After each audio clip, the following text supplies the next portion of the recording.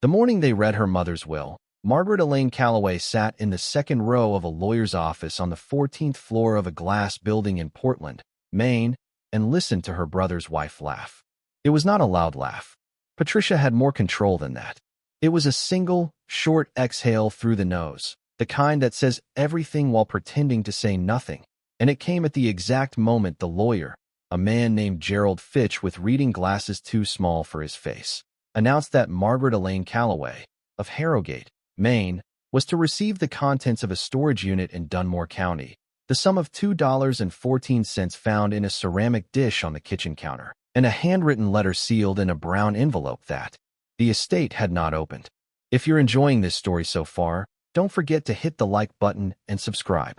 Drop a comment telling me where in the world you're watching from. I love hearing from you.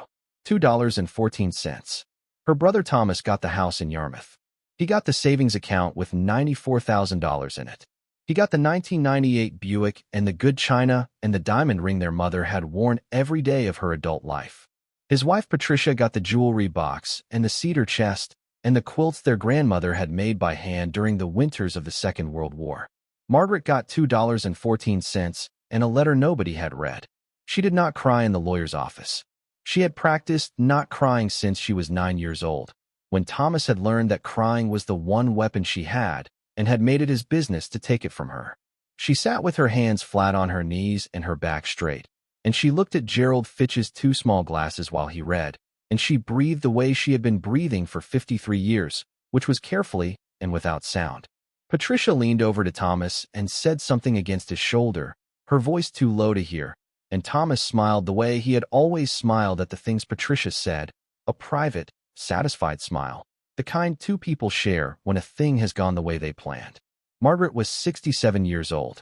She had driven 4 hours from Harrogate that morning in a car with one working window and a heater that ran hot on the left side and cold on the right. She had pressed her black blazer with an iron borrowed from her neighbor, Dot Pelletier, who was 81 and kept her house at 84 degrees, and had pressed the blazer too hot, so there was a faint, triangular scorch mark on the right cuff that Margaret had hidden by keeping her arms folded in her lap. She had been a teacher, 31 years of it, 4th grade, at Harrogate Elementary, where she had taught the children of fishermen and lobstermen and the occasional professor from the small college that sat on the hill above the harbor. She had taught reading and long division and the right way to hold a pencil.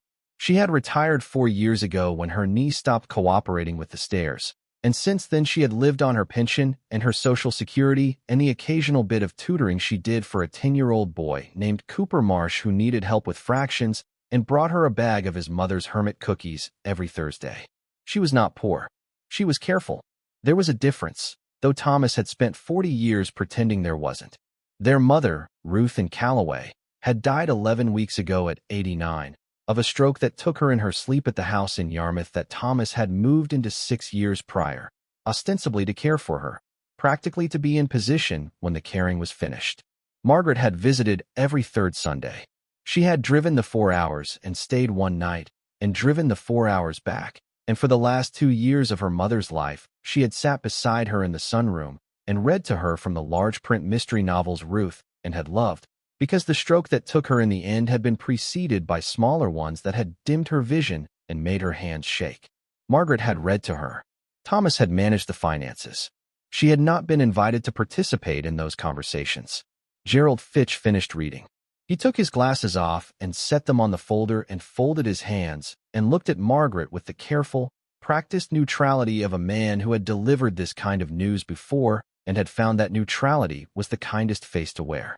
"Mrs. Calloway, there's the matter of the letter," he said. She reached across the table and took it. The envelope was brown and sealed with a strip of packing tape across the flap, the kind of thing her mother had always used because she distrusted envelope glue. Ruth's handwriting was on the front in the broad, uneven script of her last years. "Margaret," it said. Nothing else. Thomas looked at it. Patricia looked at it. Neither of them said anything. "There's also the matter of the storage unit," Gerald Fitch said. "The key is in the envelope with the letter, I'm told. The unit is paid through the end of the calendar year. After that, the contents would revert to the facility." He paused. "It's in Dunmore, off the Route 9 interchange." Thomas leaned forward. "What's in it?" Gerald Fitch looked at him over the two small glasses. The estate inventory lists the contents as miscellaneous personal effects. He paused again. That's all the documentation we have. Thomas sat back. Miscellaneous personal effects. The phrase was delivered to convey worthlessness, and from the way he relaxed against his chair, it landed correctly. Margaret put the envelope in her purse. She stood, and she thanked Gerald Fitch, and she shook his hand, and she walked past Thomas and Patricia in the waiting room without speaking, through the heavy glass door, and into the hallway and down to the elevator, and out through the lobby onto the wet November street. She sat in her car for 11 minutes before she opened the envelope. There were two things inside.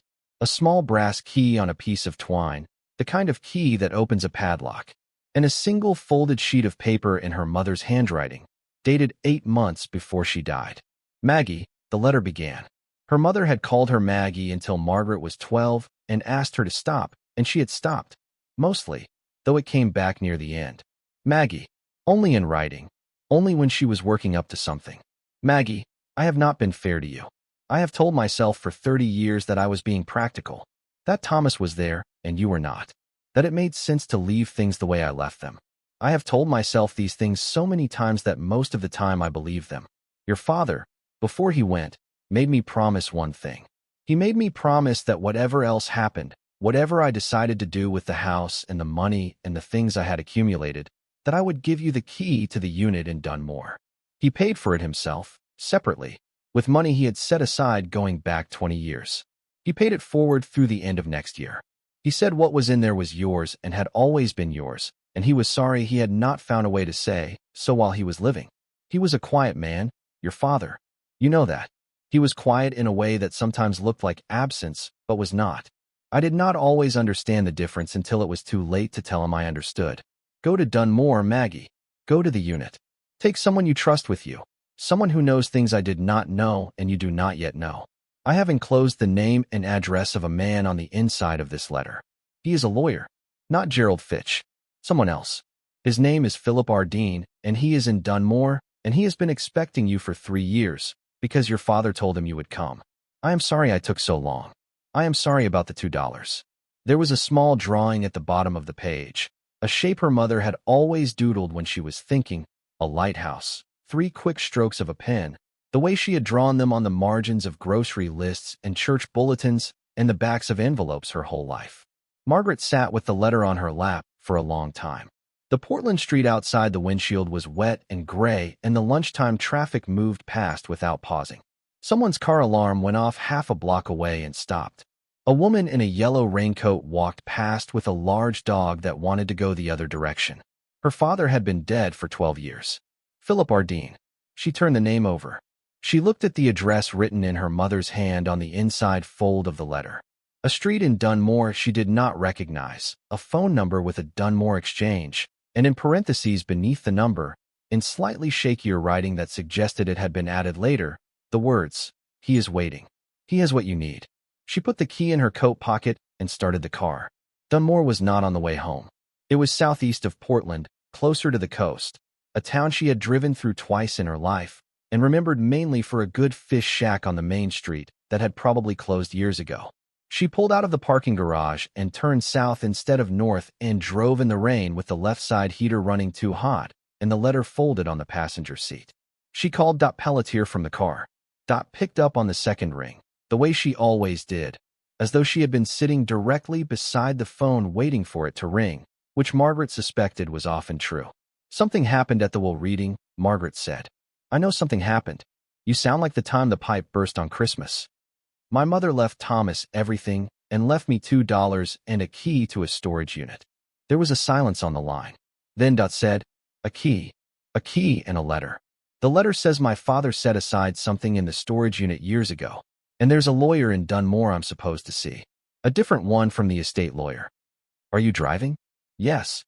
"Are you going to Dunmore right now?" "Yes." "Good," Dot said, and her voice had the tone it got when a thing was settled. "Call me when you know something. Drive carefully. The rain is picking up on the coast." Margaret drove for an hour and 40 minutes.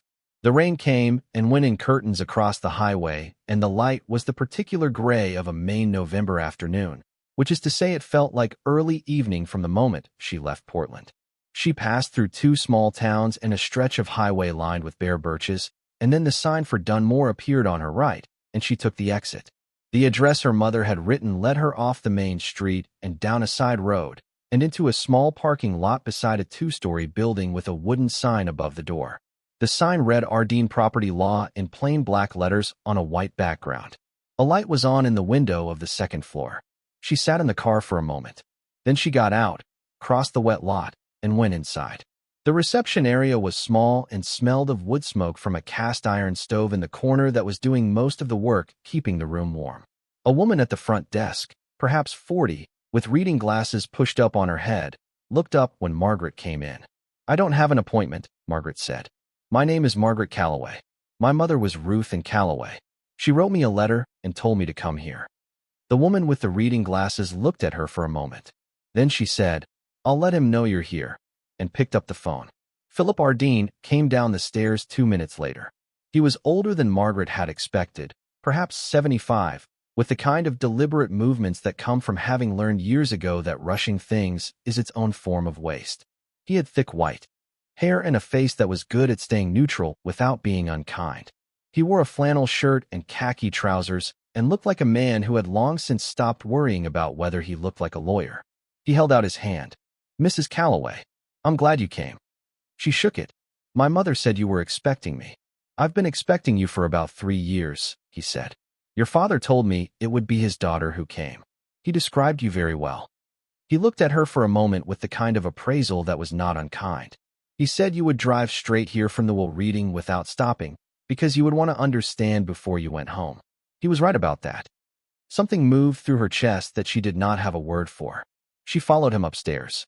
His office was lined with bookshelves on 2 walls and had a window that looked out over the parking lot and beyond it toward a stand of spruce trees. On the desk was a manila folder and a green metal box she recognized as the kind used to store important documents fireproof, the kind her father had kept in the front hall closet for the car insurance and the deed to the house. She sat in the chair across from the desk. He sat behind it and folded his hands on top of the manila folder the way Gerald Fitch had done 4 hours ago in Portland. But this was a different kind of folded hands. Gerald Fitch's hands had been waiting to be done with something. Philip Ardeen's hands were the hands of a man about to begin. "Your father came to see me in 2018, he said. He was 81 years old. He drove himself, which he said his doctor had told him not to do, but he said it was important enough to drive for. He had a folder with him that he'd been putting together for several years, and he spent 3 hours in this office going over it with me. And then he left it here for safekeeping and told me that when his daughter came, I should give it to her and take her to see the property." Margaret's hands went very still in her lap. "The property." Philip Ardeen opened the manila folder. "Your father owned a piece of coastal property in Dunmore County, Mrs. Calloway. He purchased it in 1974, the year you were born, for $1,400. Cash transaction, recorded at the county registry, clear title." He slid a photocopied page across the desk. "He never told your mother. He never told Thomas. You are the only living person he told, and he told you in a letter he left inside that storage unit, to be read after he was gone." She looked at the photocopy. Her father's name was on it, Bernard Henry Calloway, in the typed script of a 1974 deed. The property was described in legal language that her eyes moved across without fully landing on. She looked up. "What's on it?"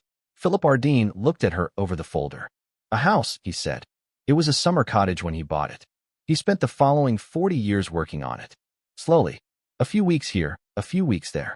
He told me he worked on it the way some men work on a boat, which is to say a little at a time, whenever he could get away, and never quite finishing, but always moving in the right direction." "He told me he was going fishing," she said. "Yes, I know. He told me you would say that." She sat with that for a moment. 40 years of fishing trips. 40 years of him coming home with sun on his face and sometimes, she now thought, no particular smell of fish on his hands. He worked on it alone? Mostly. In the last decade, he hired a local contractor named Vincent Greer for the work he could not do himself. Vincent Greer is 70 now and still working. He was your father's friend. Philip Ardeen pushed the green metal box across the desk. It had a latch that required the kind of key on a piece of twine that was currently in Margaret's coat pocket. She took the key out and fitted it into the latch, and it turned, and the lid came open. Inside was a folder, rubber-banded, and a sealed envelope with her name on it in her father's handwriting, and beneath those, a photograph. She picked up the photograph first. It was a house. It sat on a rise above what looked like a rocky coast, the kind of coast you find on the Maine shore where the land comes to an abrupt edge and falls into the sea. The house was not large, a story and a half, with a wide covered porch facing the water and dormer windows cut into the roofline. It was painted white with gray trim, the trim that had been recently done when the photograph was taken. There was a garden on one side, the kind that someone had been tending, with a stone wall and what looked like roses. The date stamp on the back of the photograph said September 2021, 2 years before her father died. He had been there 2 years before he died, with her name on a storage unit key and a lawyer's address written down, and he had still not told her. She thought about that. She understood it, slowly, in the way that she had been understanding things about her father her entire life, which was at a certain delay, after the initial feeling had passed through. He had not been keeping it from her. He had been keeping it for her. There was a difference, and she was only beginning to know it. She did not open the envelope. Not here, not yet. She put the photograph back in the box and closed the lid. "Can you take me to see it?" she said. Philip Ardeen looked at the clock on his wall. It was 2:40 in the afternoon. "The light goes at 4 this time of year," he said. "We should go now." They drove in his truck, a gray Ford that smelled of coffee and old paper, down the main street of Dunmore and out the south end of town, and along a road that followed the coastline. The spruce trees closed in on both sides, and the road narrowed, and the smell of salt water was strong even through the closed windows. Philip Ardeen drove without talking, which Margaret appreciated. She watched the road. After 14 minutes, he turned down a lane that was unpaved but well-graveled. The gravel settled and edged the way gravel looks when someone has been maintaining it for years. The lane curved through the trees, and then the trees pulled back and the house appeared. It was the house in the photograph.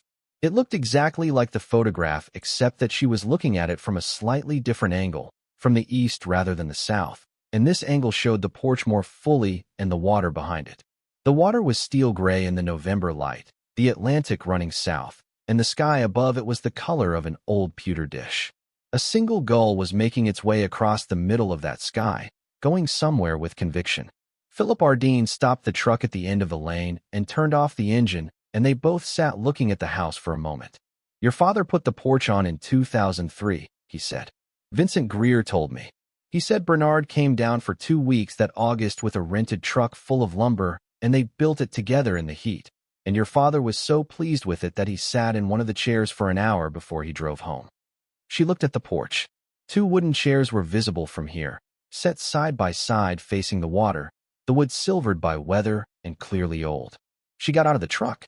Philip Ardeen got out behind her and produced a key from his coat pocket, not the small brass one, a regular house key on a steel ring, and held it out to her. "The house key," he said.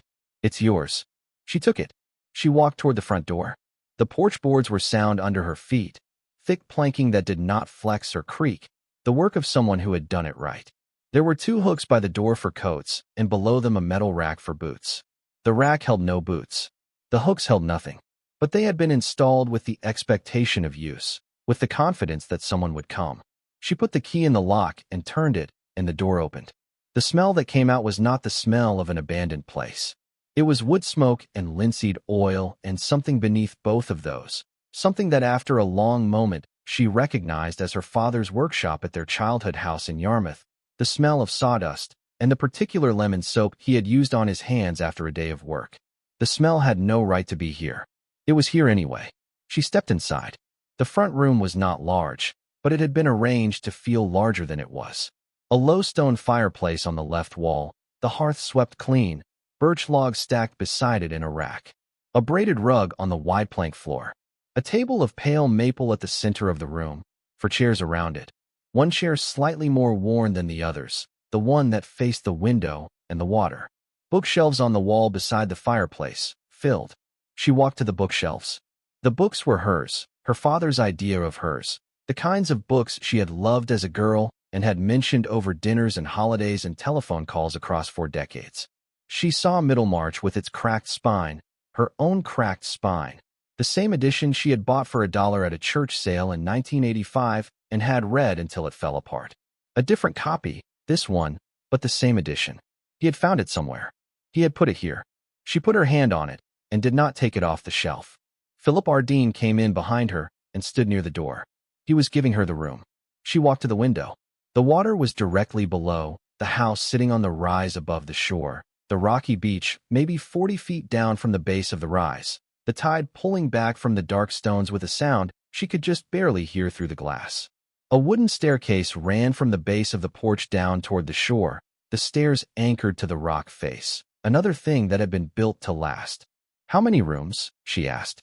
3 bedrooms upstairs. A bathroom up and one down. A kitchen through that door. Philip Ardeen nodded toward an opening off the right side of the main room. "Your father added the kitchen in 2009. The original cottage had a galley setup. He wanted it to be a proper kitchen for cooking in." She walked through. The kitchen was warm-colored in a way the front room was not. Butcher block counters, worn smooth at the edge where a person would stand to work. A cast-iron stove, a real one, the kind that runs on wood. Copper-bottomed pans hung from a rack above the prep area. A window above the sink with the same water view as the front room. On the counter beside the stove was a ceramic dish, glazed blue, round, the kind used for keeping keys or loose change, and inside the dish were $2.14. $2.14. Margaret stood looking at the coins for a moment. Her mother had said the $2.14 were found in a ceramic dish on the kitchen counter. She had thought that was the kitchen counter at Yarmouth. It was this kitchen counter. Her mother had known this kitchen existed. Margaret's hands were not shaking. That surprised her. She picked up one of the coins, a dime, and turned it over. On the back was the date 1974, the year her father had bought the land. She put the dime back in the dish. She walked out of the kitchen and through the front room and out to the porch and stood at the railing and looked at the water. The light was already changing, moving toward the thin gold of a November late afternoon, the kind that does not last long and does not try to. Philip Ardeen came out and stood beside her. She said, "He left me $2 in a dish." "Yes, and my mother knew about this place." "Your mother knew in the last year. Your father told her. He wanted her to be the one to give you the key after he was gone. He thought it would mean more coming from her." Philip Ardeen paused. He was a hopeful man, your father. He believed, even at the end, that your mother would choose to give you this directly rather than letting the will run its course. He paused again. She almost did. Margaret looked at the water. Almost. $2.14 and a key and a letter that said she was sorry, from a woman who had spent 40 years watching Thomas take what he took and had not found a way to make it stop until the very last possible moment, and even then not entirely. She thought about her father in this kitchen, in 1974, standing at the counter that was not yet a counter, in a cottage that was not yet a house, with a month-old daughter 4 hours north of here, paying $1,400 in cash for a piece of coastal land that no one else had thought worth buying. She thought about him driving down here in the summers, for 40 years, in the truck that always smelled of coffee and old paper, with his fishing rod in the back to make the story hold. Working in the heat of August and the cold of October, slowly, a little at a time, the way some men work on a boat. She had thought all her life that the quiet in her father was a kind of absence. Philip Ardeen had said almost exactly the same words as her mother's letter. She was old enough to know that when two people say the same thing about someone without having spoken to each other, they are probably saying something true. She turned back toward the door. "I want to see the rest of it," she said. Philip Ardeen nodded and followed her inside. The stairs to the second floor were steep, the treads narrow the way old cottage stairs always are, with a rope banister instead of a railing, the rope oiled and smooth.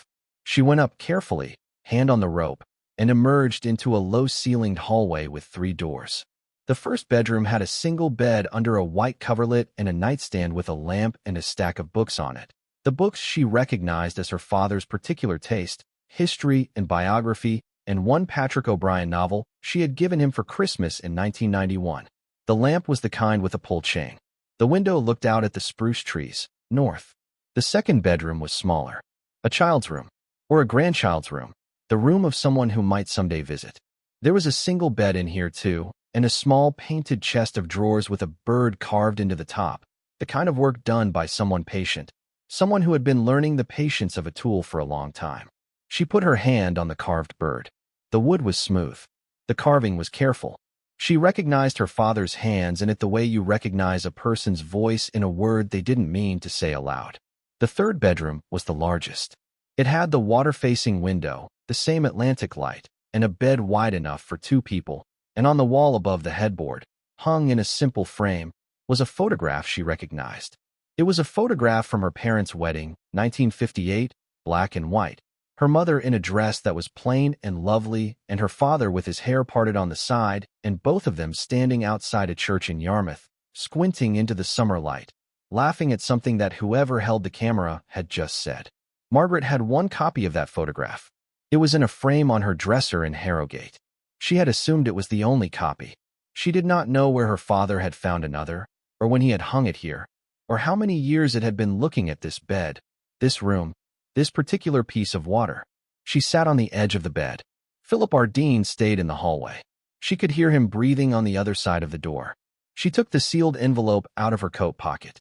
Her father's handwriting on the front.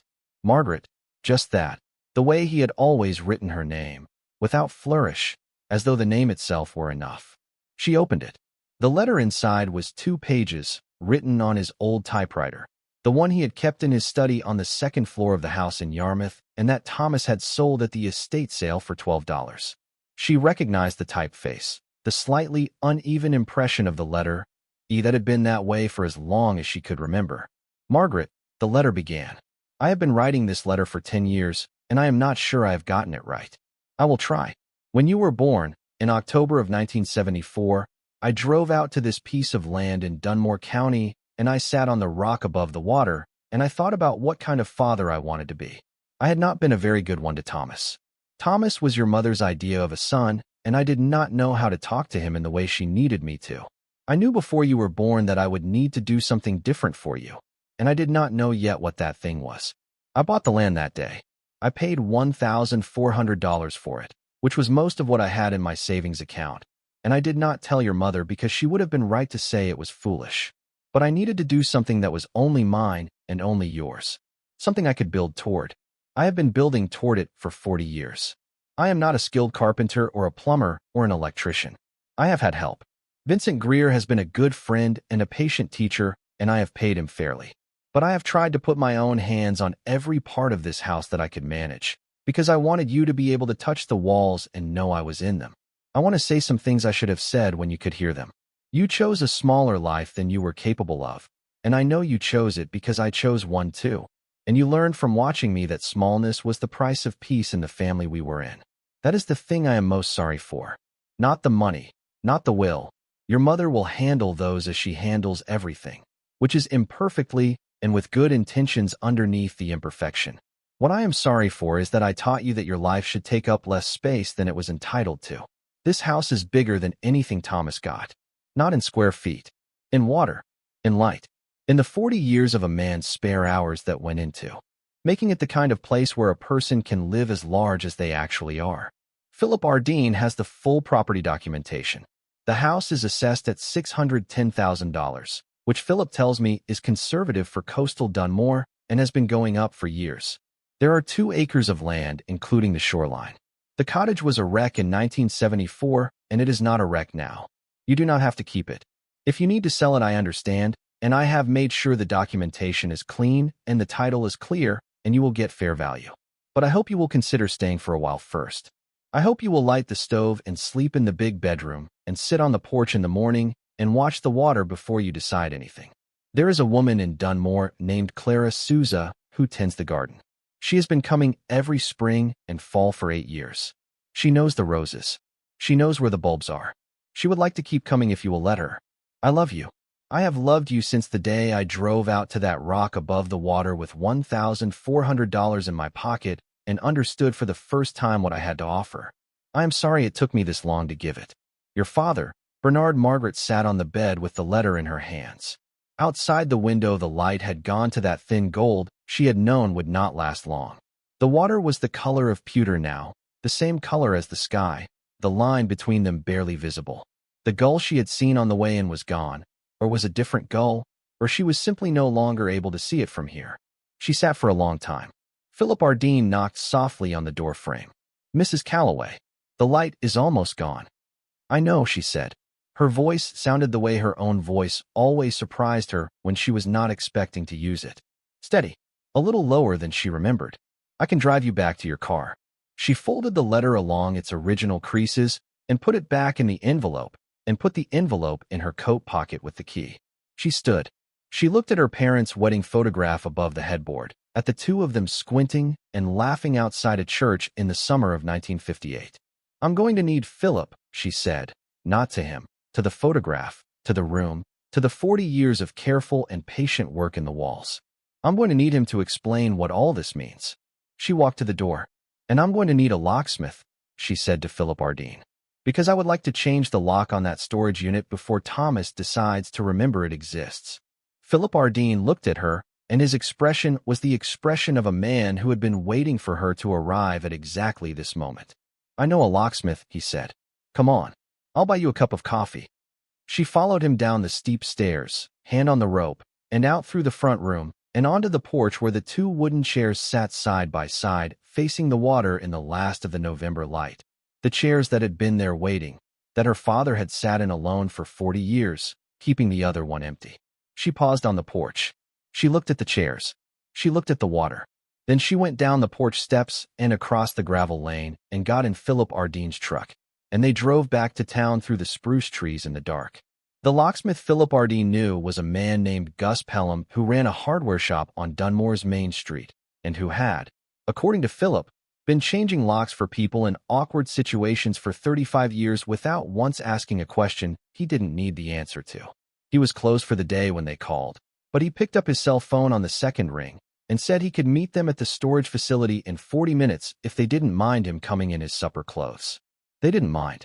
The Dunmore County Self-Storage Facility was off the Route 9 interchange, exactly as Gerald Fitch had said, a low concrete building with orange roll-up doors and a gravel lot that had been plowed recently enough to still show the scrape marks. Margaret's car was the only one in the lot when Philip pulled in beside her. She sat in his truck for a moment looking at the building. "Unit 14, she said, reading from the key fob that had been in the envelope along with the brass padlock key. "That's what it says. Your father rented it in 2006. He paid it through to December of next year." Philip turned off the engine.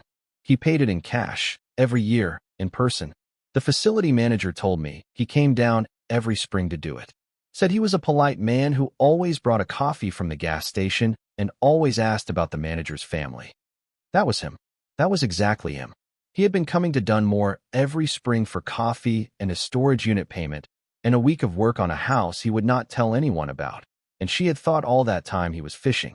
She wondered what he had felt on the drive home. Whether the quiet in the truck on those return trips had been the quiet of a man carrying a secret or the quiet of a man carrying something so good he didn't trust language to hold it yet. She got out, and they walked to Unit 14. The padlock was the kind that opens with the small brass key on the twine. Her father had left her the same key for both things, the storage unit and the letter box, which told her he had thought through the order of it, the key opening the box containing everything needed to understand the key. She fit the brass key into the padlock and turned it, and the shackle dropped into her palm, still cold from the November air. She rolled up the door. The unit was not large, perhaps 10 feet by 12. The smell that came out was dry and clean, the smell of controlled air and cardboard, and something faintly mineral that reminded her of old books. She reached for the light switch inside the door, and a single fluorescent tube came on overhead with a soft flicker and then held. Along the right wall, floor to ceiling, were shelves made of raw lumber, the kind her father had always built himself, with the same even spacing between boards and the same square corners. On the shelves were flat wooden crates, the kind used for paintings, perhaps 30 of them, stacked carefully with padding between. On the left wall, 2 cardboard boxes sealed with brown tape, and a wooden trunk that she recognized from her parents' attic in Yarmouth, the one that had always been locked and that Thomas had apparently not bothered to pry open because it had looked too old to contain anything worth his time. Against the back wall, on a wide flat shelf built specifically for it, was a painting. It was not in a crate. It was hanging on a hook her father had screwed into the cinder block, framed in plain dark wood, roughly 18 inches wide and 24 inches tall. A seascape, the coast of Maine from a height, the rock and the water and the particular gray-green of the Atlantic in autumn, and in the lower right corner a signature she couldn't read from here. She walked toward it. Gus Pelham arrived while she was still looking at the painting, his boots loud on the gravel outside, and she heard Philip explain the situation to him in a low voice and heard Gus say he could replace the lock in 10 minutes and have a new key cut by morning. She listened to them talk without turning around. The painting was the coast. She looked at it long enough to understand that it was not a generic seascape, not a postcard view, but a specific piece of coast rendered by someone who had stood on it and looked at it carefully for a long time.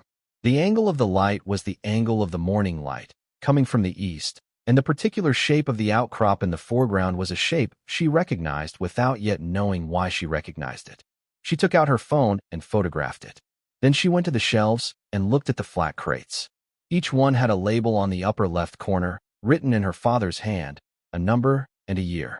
The earliest was 1971. The most recent was 2019, for years before he died. She counted 31 crates. She knew enough about flat wooden crates and careful storage and temperature control to understand that she was looking at a collection. She did not know enough about art to know what kind. She went to the cardboard boxes. The tape on the first one was brittle and came away without much effort. Inside were papers, manila folders, the kind her father had used for everything, labeled in the same hand. She lifted the top folder. The label read Provenance Documentation, 1971 to 1985. She opened it. Inside were receipts. Purchase receipts, in her father's name, for works of art bought at estate sales and auction houses and from private dealers, going back to 1971, the year he had come back from a 2-year posting with the Army Corps of Engineers in Germany, the posting that her mother had always described as the years your father went away and came back quieter. He had not come back only quieter.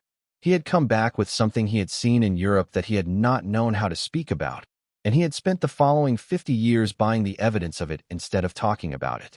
She read for 20 minutes standing in the cold of the storage unit, while Gus Pelham changed the lock on the roll-up door, and Philip Ardeen stood near the entrance with his hands in his pockets, waiting.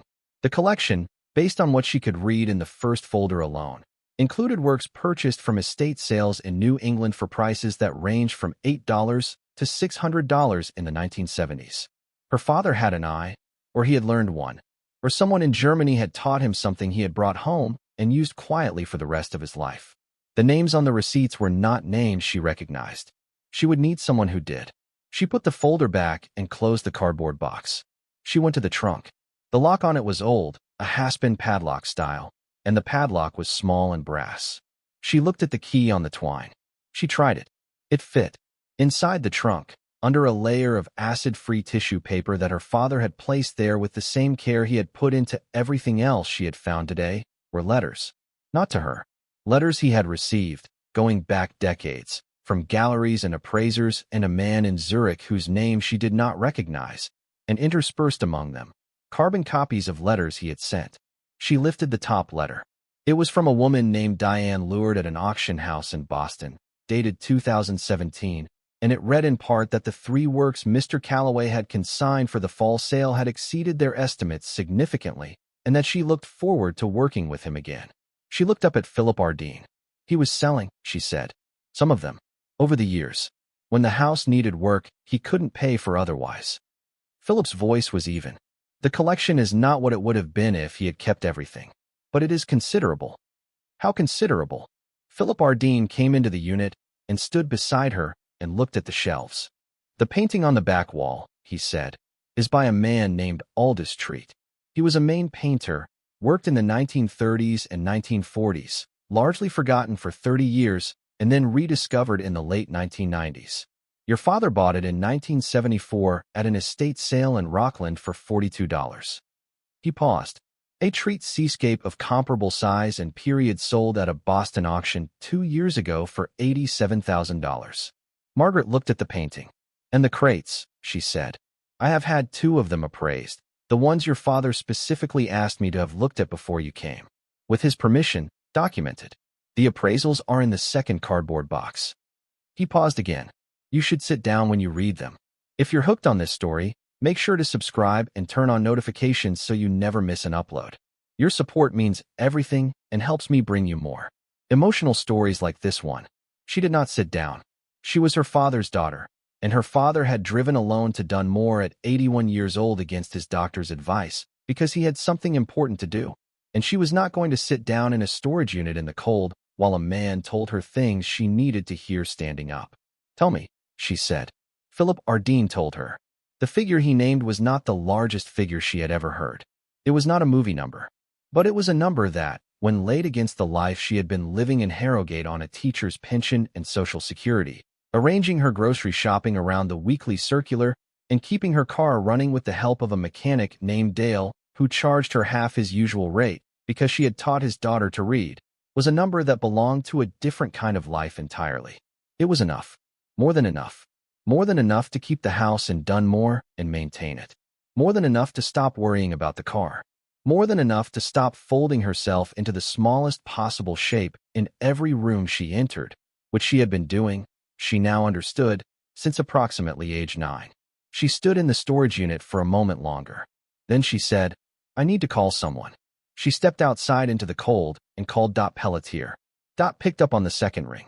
Well, she said, before Margaret had spoken. He left me a house, Margaret said. A house on the coast in Dunmore. And a storage unit full of paintings. And a letter. The line was quiet for a moment. A house, Dot said. A house. With a porch facing the water. And 2 chairs on the porch. Another silence. Then it said, Your father. Yes. That quiet man. Yes. Dot exhaled once, slowly. Are you all right? I think so. Margaret looked out at the gravel lot, the orange roll-up doors and the fluorescent light, the Route 9 interchange beyond the fence. I don't entirely know what I am yet. I think I need a few days. You can have as many days as you need, it said. The boy can wait on his fractions. Tell Cooper I'll be back by Thursday. I'll tell him Friday. You'll need Thursday. After she hung up, she stood in the cold for another minute. Then she went back inside, and she and Philip Ardeen went through the second cardboard box together, standing at the shelf, the appraisal documents spread between them in the fluorescent light, and she read what her father had left her and understood it at the pace she could manage, which was not fast, but was steady. She drove home to Harrogate that night. She got in at 10:30, later than she had told herself she would stay out. The house was cold. She had left the heat turned down, and she turned it up and put the kettle on and sat at her kitchen table with her coat still on and her father's letter in front of her and the photograph of the house on the coast on her phone screen. She did not call Thomas that night. Thomas called her the next morning at 8:15. She was on her second cup of tea, at the table where she had been sitting since 6, not awake in the way she usually meant the word but present, which was different. I want to talk about the storage unit, Thomas said. His voice was the same voice it had always been, the voice of a man who had decided what the outcome of a conversation was going to be before he started it, and was simply waiting for the other party to arrive at his conclusion. What about it, she said. I think there may have been an oversight. In the will. A pause. Patricia has been talking to Gerald Fitch. He says miscellaneous personal effects is a fairly broad designation and that it may not have been properly inventoried. Margaret looked at her tea. Thomas, Dad left me the unit. He left you the contents of the unit. That's different from the unit itself. And if the contents haven't been properly valued, I had the lock changed yesterday, she said. Silence. You did what? I changed the lock. The key is mine. The contents are mine. I have a property lawyer in Dunmore who has the documentation going back to 2006. The unit is paid through next December. She paused. I would suggest you speak to your own lawyer before you speak to Gerald Fitch again. Another silence, longer this time. She could hear Thomas breathing, the careful, controlled breath of a man recalibrating. Margaret, his voice had shifted, the decisiveness gone, something almost reasonable replacing it. I understand you're upset about the will. But whatever Dad may have put in that unit, it doesn't change the fact that, Thomas, she said. I'm going to stop you there. She had not interrupted Thomas in 40 years. Not once. The habit of not interrupting him went back further than memory, back to the way their house in Yarmouth had organized itself around his moods and his needs and his particular understanding of the order of things. She had not interrupted him in 40 years, and she did not feel the need to explain why she was interrupting him now. "I'm going to stop you there," she said again. "Because whatever you're about to say, my answer is no. The unit is mine. The contents are mine. The documentation is complete, and the lawyer who holds it is not Gerald Fitch." She paused. "If you'd like to contest the will, you're welcome to try. But I'd encourage you to look up the cost of contesting a will in Maine before you call Gerald Fitch again." Thomas was quiet for a long moment. "Patricia said you wouldn't be reasonable about this." "Patricia is right," Margaret said, and hung up. She sat with the phone on the table and finished her tea. Her hands were steady. She had expected them to shake, the way they always had after a confrontation with Thomas, the way her body had always registered conflict as something physical to be survived. Her hands were steady. She did not know exactly what had changed between yesterday morning and this morning, but something had changed, and it had changed in a way that felt permanent, rather than temporary, the way a bone knits differently than it was before it broke. She called Philip Ardeen at 9 o'clock. He answered on the third ring, unhurried. "My brother is going to try to contest," she said. "I expected that," Philip said. "He called Gerald Fitch this morning." "Fitch called me. I told Fitch that the unit and its contents were explicitly excluded from the estate assets in your father's supplementary trust document, which was filed in Dunmore County in 2018 and is not subject to the Yarmouth probate proceedings." A pause. Fitch was surprised to learn the supplementary trust existed. "He will not be contesting anything. My father set up a separate trust." "Your father was a thorough man," Philip said. "He did not want you to have to fight for this. He did not want there to be a fight at all. He spent 4 years making sure there would not be one." She thought about her father at 81, driving to Dunmore against his doctor's advice, coming to sit in Philip Ardeen's office for 3 hours and go over a folder he had been building for years.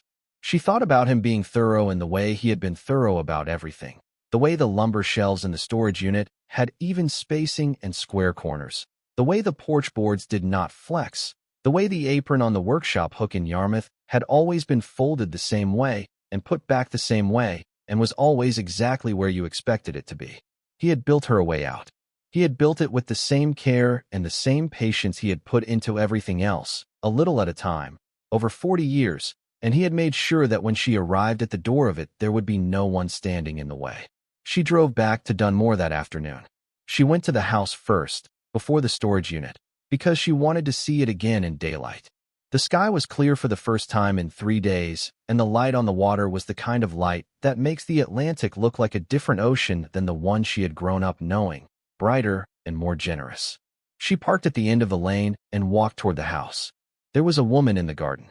She was perhaps 60, with dark hair going gray at the temples and a canvas jacket and gardening gloves that were thoroughly past their useful life. She was cutting back the rose canes along the stone wall, working with the focused, matter-of-fact efficiency of someone who knows exactly what a plant needs and does not require a conversation about it. She looked up when Margaret came around the corner of the house. "You must be Margaret," she said. She pulled off one glove and held out her hand. "I'm Clara. Clara Souza. I tend the garden." Margaret shook her hand. "Philip told me about you. Philip told me you'd be coming." Clara looked at her for a moment with a direct, appraising gaze. "Your father talked about you when he was here. He talked about you a good deal." "What did he say?" Clara went back to the rose canes, her shears moving with the same efficient care. "He said you were a teacher. He said you had been teaching for 30 years and that the children remembered you." She snipped a cane at the base. "He said that there was a boy, a Cooper or something, who you drove to see on Thursdays. He said you drove in a car with one window and a temperamental heater, and you never mentioned it." "The heater's not that bad," Margaret said. Clara looked up at her and almost smiled. "He said you would say something like that." They were quiet for a moment. The shears clicked at regular intervals. The light off the water threw pale reflections against the side of the house. "He planted the roses in 1989, Clara said. "The David Austins along the south wall are from 1994. These along the stone wall are from 1999. He brought them as bare root stock in the back of his truck and put them in himself." She looked at the canes. "They're very healthy. He knew what he was doing with a rose." "I didn't know he knew anything about roses." "He had a book," Clara said. "A big one, on the shelf in the front room. He had notes in the margins. He taught himself." She paused. "I think he liked teaching himself things." I think he found it reassuring that you could teach yourself anything if you were patient enough and willing to be bad at it first. Margaret stood by the stone wall and looked at the roses, cut back now to their winter form, the canes bare and dark. She thought about her father in 1989, the year she had finished her teacher training and taken the job at Harrogate Elementary, and felt for the first time like she was doing something that was exactly hers. She thought about him planting bare root roses in November, tamping the soil down with the heel of his boot, driving home 4 hours through the dark to a house where nobody knew where he had been. "Can I help?" she said. Clara looked at her. Then she held out the extra pair of shears that had been hanging from her belt loop. "The ones on the north end still need doing," she said. "Cut them back hard. Don't be tentative about it. They need it." Margaret took the shears and went to the north end of the wall. She was not a gardener. She had a pot of basil on her kitchen windowsill that she watered irregularly and a geranium on the porch that had mostly survived the summer on goodwill. But she put the shears to the first cane the way Clara had shown her, and she cut it back hard, and the cane fell away, and the plant looked right after, looked like it had what it needed, and she went to the next one. They worked along the wall for an hour. Clara told her things about the garden she would need to know if she was going to stay. Where the bulbs were that her father had put in, the tulips and the narcissus, and what order they came up. Which rose wanted the most water in July. Where the compost bin was, behind the shed at the back of the property. How to open the shed door, because the latch stuck. Margaret listened and pruned and did not say much, and the light moved across the water and the afternoon got cold, the particular sharp cold that comes in off the Maine coast when the sun starts to go. And eventually Clara put her shears back on her belt and pulled on the glove she had taken off for the handshake and said she'd be back in April. "I'll be here," Margaret said. She said it before she had decided it. She stood with the words in the air between them and understood from the way Clara accepted them, without surprise or comment, that they were not a decision so much as a recognition. She was going to come back. She had already known it in the bedroom with the wedding photograph and the water light. She had known it when she had put the tarnished dime back in the blue ceramic dish. She had known it on the porch with the 2 chairs before she ever got in Philip Ardine's truck. Clara drove away in a muddy blue hatchback and Margaret stood on the porch and looked at the water until the light was almost gone. Then she went inside and lit the stove. She had not lit a wood stove in years, not since the cabin she and a friend had rented in Vermont the summer she turned 40, the summer she had decided to stop waiting for her life to be different and simply live the one she had. The technique came back slowly. The crumpled newspaper and the kindling and the patience to let the kindling catch before you put on the larger wood. And she got it wrong twice and right on the third attempt. And when the fire caught and the cast iron began to warm, she sat in the chair at the kitchen table that faced the window and watched the last line of light leave the water. The house around her was quiet in a way houses are quiet when they have been waiting for something and it has finally arrived. She made a list. She was a teacher. She made lists the way other people made coffee, automatically and first. On the back of the envelope of her father's letter, she wrote down everything she needed to do, in order, the way she would have written a lesson plan. Call Philip Ardine about the trust documents. Get the 2 appraised crates to a proper conservator. Find out what an art appraiser in coastal Maine charges, and whether any of them were the kind of person her father would have trusted. Call Vincent Greer, because a man who had spent 10 years working alongside her father needed to be spoken to. Not for information, but out of respect. And at the bottom of the list, because it was the most important thing, and she always put the most important thing last where she would have to pass everything else to reach it. Go back to the storage unit and open every crate. She was not ready to do that yet. She knew she was not ready the way she knew when a student was not ready to move to the next thing, not from any test or formal assessment, but simply from the quality of their attention, the way they were or were not present with the thing in front of them. She needed to be present with this house first. She needed to let it be real to her before she went back to what was in the unit and let that be real too. So she stayed.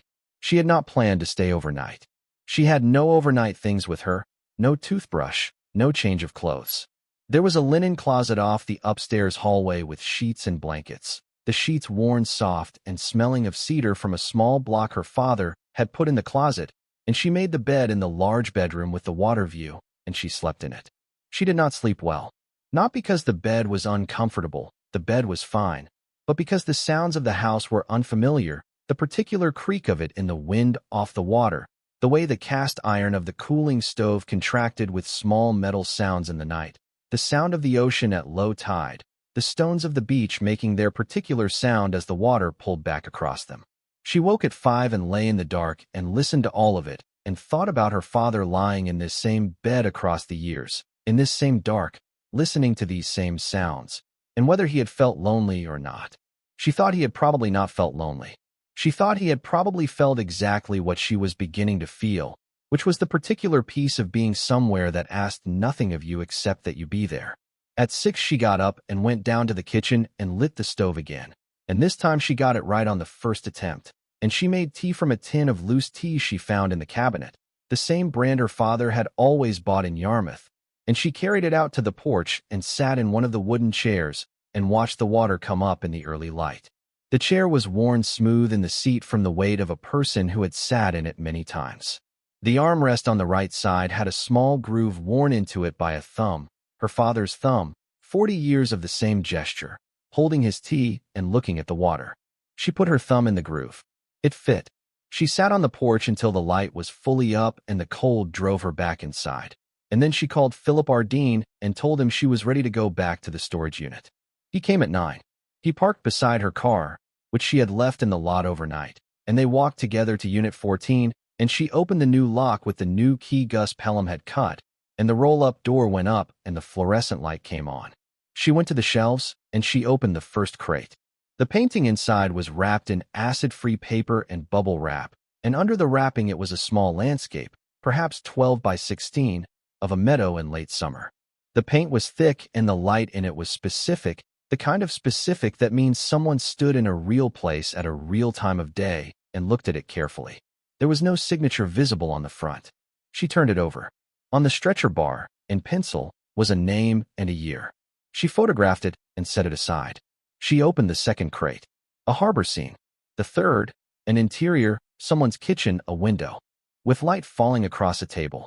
She worked through the morning, opening crates and photographing what was inside, her phone filling with images of small, careful paintings of specific places and specific light, all of them bought by a quiet man at estate sales and auctions over 5 decades for amounts that had seemed reasonable at the time and would seem, she was beginning to understand, much less reasonable to someone who knew what they were looking at.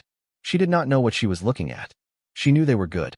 She knew it the way she had known for 31 years when a child was reading with real comprehension and not just decoding. Something in the quality of the attention the work asked of you. Something in the way you could not quite look away. By noon she had opened 22 of the 31 crates and photographed everything, and her back ached from crouching and her hands were cold. Philip Ardeen had gone to get them both coffee and sandwiches and had come back and was eating his standing near the entrance while she kept working. She opened the 23rd crate.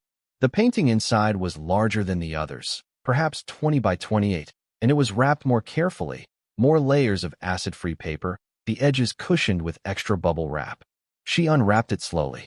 When the last layer came away, she set it against the shelf and stepped back. It was the house. Her house. The house on the coast in Dunmore, the white house with the gray trim and the wide covered porch, painted from the east as it looked in morning light. The same angle she had seen it from the first day when she came down the lane. The garden was visible on the south side, the roses in bloom, summer, the stone wall with its climbing vines. The porch had the 2 chairs and on one of them, barely sketched in but unmistakably there, a figure. A woman, sitting in the chair facing the water. She was not painted in detail. She was the suggestion of a woman, the shape of someone sitting with a cup of something warm and looking at the ocean. But she was there. Her father had put her there. In a painting of the house he had been building for her for 40 years, he had put her in the chair he had always kept empty. On the back of the stretcher bar, in her father's hand, for Margaret, October 1974. He had had it painted the month she was born. He had carried it in a crate for 50 years. Margaret sat down on the concrete floor of the storage unit, the painting in her lap, and put her hands over her face. Philip Ardeen said nothing. He stood near the entrance and looked at the gravel and drank his coffee and let her be. She did not cry for long. She was her father's daughter, and he had not been a man who cried for long. But she cried until the thing that needed to come out had come out, and then she sat for a moment longer with the painting in her lap and looked at the small painted figure in the chair. The woman in the painting had been waiting in that chair since October 1974. For 51 years, inside a crate in a storage unit in Dunmore, she had been sitting in the chair facing the water, waiting for the person she was meant to be. Margaret was 67 years old. She was 4 hours from home. She had a car with one working window and a temperamental heater and a pension and a 10-year-old student who needed help with fractions and a neighbor named who had been pressing her clothes and taking her calls and waiting for her to arrive at this moment for years, probably, without knowing exactly what the moment would be. She stood up. She lifted the painting carefully and carried it to the shelf and set it facing outward so she could see it while she worked. Then she went back to the crates. She finished the crates by mid-afternoon. 31 paintings, 50 years of a quiet man's eye, photographed and documented and set back in their wrappings with care. Philip Ardeen left her with the appraiser's contact in Portland and the name of a conservator in Bath who he said was honest, and she locked the unit with the new key and drove back to the house on the coast. Thomas called twice more that week. She let both calls go to voicemail. His lawyer sent a letter to Philip Ardeen's office on a Thursday. Philip called her that evening to tell her the letter had no legal standing and that he had responded accordingly. She thanked him and went back to what she had been doing, which was painting the upstairs hallway the color of the inside of a mussel shell, a pale blue-gray she had found in a tin in the shed that her father had left half-used and labeled simply Hall, second coat. She did not hear from Thomas after that. Patricia called once, in December, with a voice that had lost its certainty and was trying to locate something to replace it. She said she hoped there were no hard feelings. Margaret said there were not, which was true in the way that the absence of a thing that has finished is true. She wished Patricia a good Christmas and hung up and went back to the stove where a pot of soup was working, the kitchen warm and smelling of thyme. Vincent Greer came in January. He was 70 years old with a carpenter's hands and a way of walking through a house that was half structural assessment and half something more personal. He stood in each room for a moment before he spoke. In the kitchen, he ran his hand along the butcher block counter and said, "Your father put this in himself." I held the clamps. He looked at the ceiling for a moment. He was a good man to work alongside. Didn't waste words. Margaret made him coffee, and they sat at the table, and he told her things about the house she had not known, and some things about her father she had suspected, and one thing she had not expected, which was that in the last summer her father had come down. The summer of 2022, he had sat on the porch in the evening and said he thought his daughter might finally be coming to herself. Vincent had asked what he meant. Bernard had said, "She's been living careful for too long. She's going to stop soon. I think she's almost ready." Margaret sat with that for a moment. Then she picked up her coffee. Almost ready. She had been almost ready for 67 years, and her father had known it before she did, and he had built her a place to land when the readiness finally came. She was ready now. The roses came up in April. Clara came with them. Dot Pelletier drove down from Harrogate on a Saturday in May and sat in the second porch chair for the first time and said the water was better than she had imagined, which was saying something because she had imagined it was very good. Cooper Marsh sent her a card with a drawing of a lighthouse on the front. He had gotten fractions. The painting of the house hung in the large bedroom above the headboard, where her parents' wedding photograph had hung before she moved it to the mantel in the front room. In the painting, the small figure sat in the chair facing the water, cup in hand, looking at the Atlantic in the morning light, finally arrived. Margaret Calloway had been told her whole life, in the particular wordless language that families use, that she was the smaller share of things. What she had actually been was the kept thing. The one her father had been protecting and preparing a place for across 50 quiet years of fishing trips that were not fishing trips, rose plantings and porch boards, and a painting commissioned the month she was born. She sat on the porch each morning with her tea and watched the water and did not feel small. That was the whole of it, and it was enough. Thank you so much for watching until the end. If you love this story, check out the other videos on your screen now. I think you'll really enjoy them. And don't forget to subscribe if you haven't already. See you in the next story.